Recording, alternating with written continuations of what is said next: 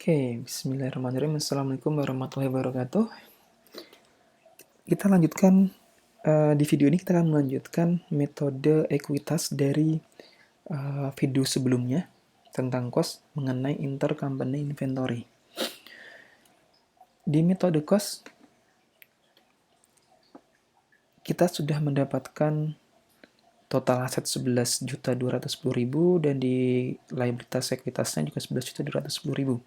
Kemudian bagaimana kalau kita menggunakan soal yang sama, kita pindahkan menggunakan metode equity. Saya hanya langsung mengkonvert tidak dari awal, jadi pada saat kita menggunakan metode ekuitas, yang berbeda ini pasti di sini.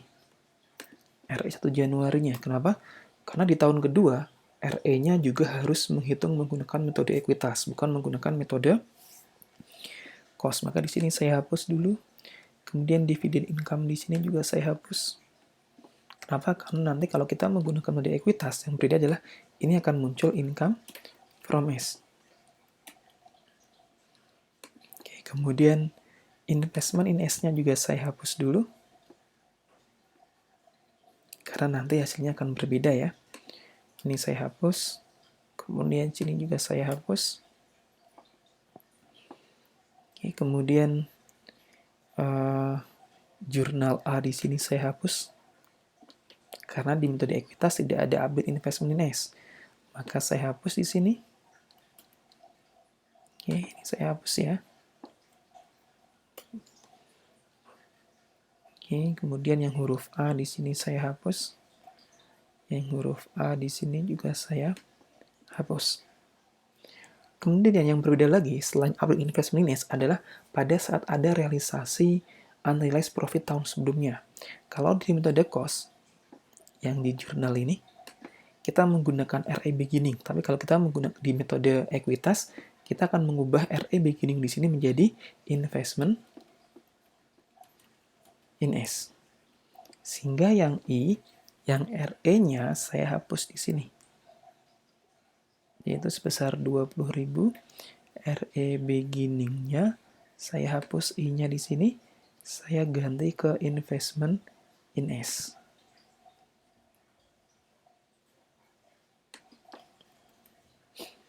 Oke.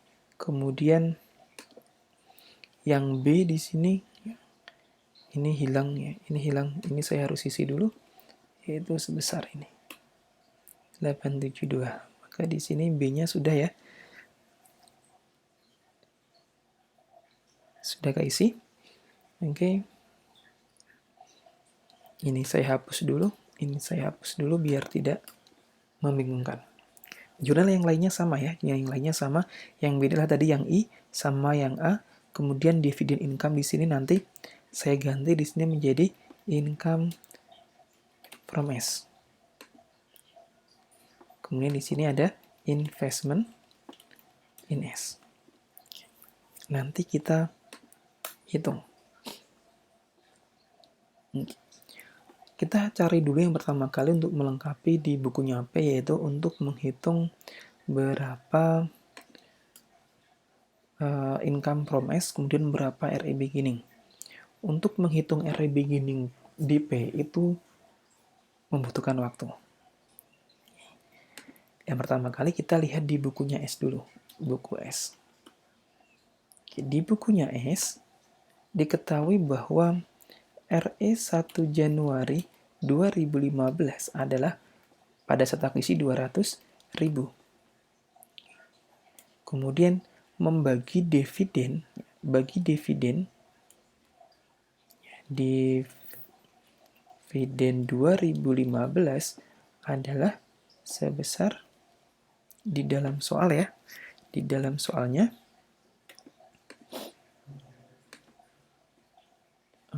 soalnya di sini adalah 100 juta. Oke, 100 juta. Maka saya di sini saya ganti 100 juta ya, 100.000. Kemudian diketahui ya, RE 1 Januari 2016 itu sebesar 300.000 di sini. Dari sini kita akan bisa menghitung net income 2015 untuk S. Bahwa untuk menghitung RE akhir kan, RE beginning tambah net income dikurangi dividen sama dengan RE ending. Maka di sini kita rubah untuk menghitung net income, berarti RE ending ditambah dengan dividen dikurangi dengan RE beginning. Net income-nya adalah 200.000. Kita menggunakan net income S 2015 untuk menghitung income from S 2015, yaitu untuk mengganti dividen income di sini. Saya ganti income from S 2015. Nah, saya hitung di sini ya. Ini saya hapus. Income from S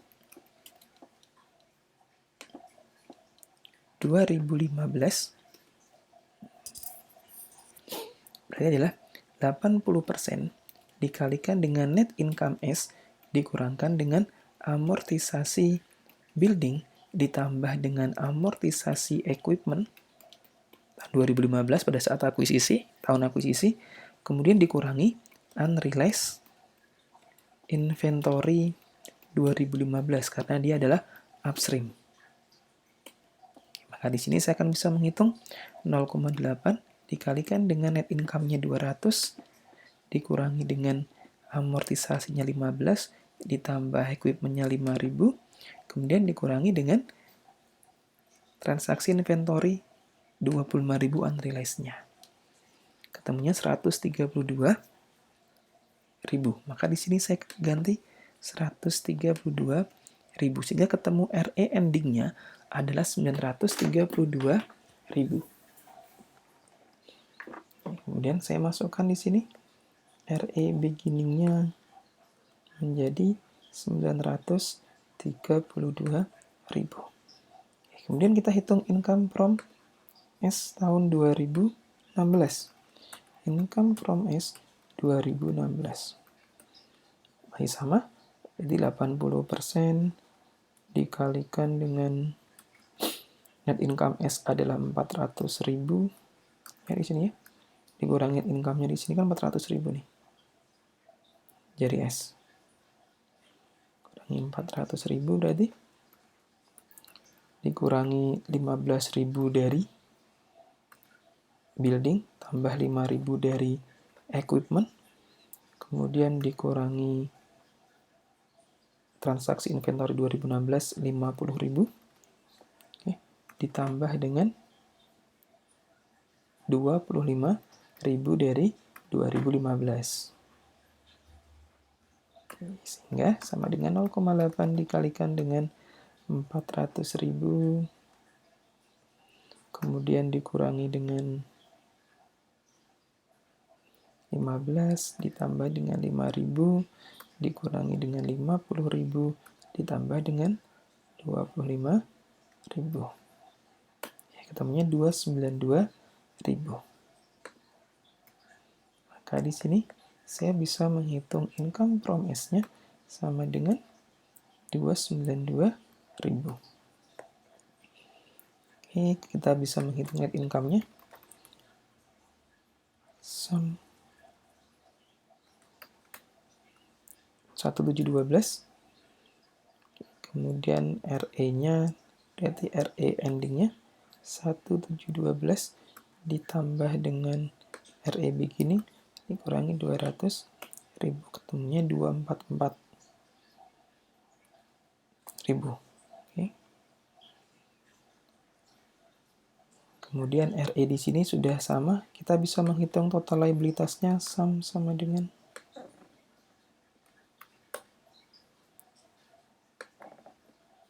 10.234. Kita belum bisa menghitung yang sebelah sini. Ini case-nya saya hapus dulu ya. Case-nya saya hapus. Investment in S-nya nanti saja kita ngitungnya. Yaitu setelah kita bisa memasukkan semua jurnal di sini ke dalam worksheet di sini. Yang belum kita bisa masukkan tadi adalah yang kita lihat di sini kan, adalah yang income from S. Itu income from S-nya sama dengan 292.000, mana ya 292.000? Ya deh. Oke, 292.000. Dividennya adalah 0,8 dikalikan dengan 100.000 dikalikan minus 1. Jadi selisihnya. Sehingga di F atau income from S, debit F-nya sudah nih ya.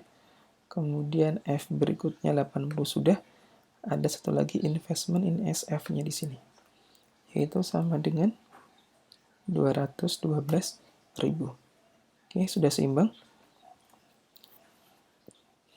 Untuk menghitung investment in S di sini, kita jumlahkan bagian kredit. Kita kurangkan bagian debit. 1.064.000. Jadi saldo investment in S pada akhir tahun 2016 adalah 1.064.000. Jadi kalau di metode ekuitas, nilai investment in S itu akan diupdate. Ya. Kemudian total aset saya jumlahkan. Nanti untuk menghitung cash-nya ya. 7164. Selisihnya adalah 3070. 3070.000. Oke, sudah seimbang. Kita cek, kita bandingkan dengan metode cost. Sama ya, 3070. Di sini juga 3070. Walaupun total liabilitas sekuitasnya, total aset, total liabilitas sekuitasnya tidak sama dengan metode cost, namun untuk angka-angka per itemnya itu sama kecuali investment in S sama return earning. Oke, karena memang penyusunnya kan berbeda. Kalau investment in RE-nya kan menggunakan income from S, sedangkan di metode cost menggunakan dividend income. Dan nilai dividend income dan RA dan income from S kan berbeda. Pasti RE-nya akan berbeda dan investment in S-nya juga akan berbeda. Kemudian kita hitung sekarang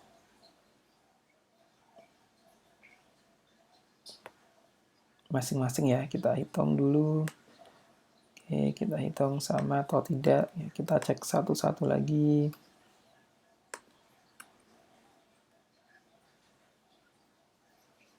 Oke, ini sama. Tidak berubah. Tidak berubah, tidak berubah, tidak berubah.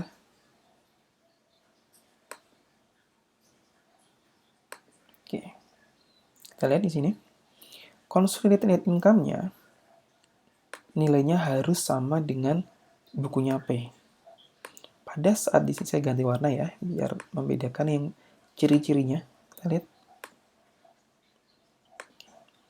Di buku di metode ekuitas, nilai net income P itu akan sama dengan consolidated income-nya.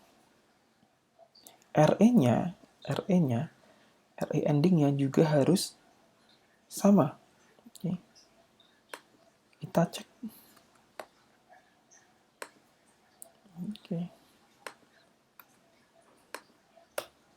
Oke, kita lihat. RE ending-nya sama. Di RE-nya consolidated statement akan sama dengan RE di bukunya P.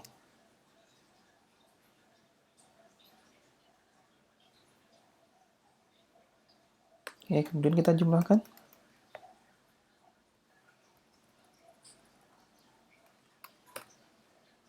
$11,210. Di sini juga 11,210. Sama ya. Untuk membedakan bahwa dilakukan konsolidasi itu antara cost dan equity itu harus sama. Kalau nggak sama berarti ada yang salah. Kita lihat cost-nya di metode di bukunya konsolidasi ya. Asetnya 11,210. Kita lihat sama ya 11,210. Kemudian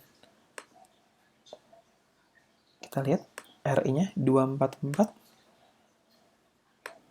244 sama. Net income-nya 1,712. Consolidated income ya. Di sini juga 1,712. Oke, berarti antara cost dan equity di sini sudah sama. Tadi yang beda adalah tidak ada update investment in S, kemudian tidak dividend income-nya diganti dengan income from S-nya, Kemudian untuk tahun kedua, unrealized-nya diganti dengan investment in S, bukan RE.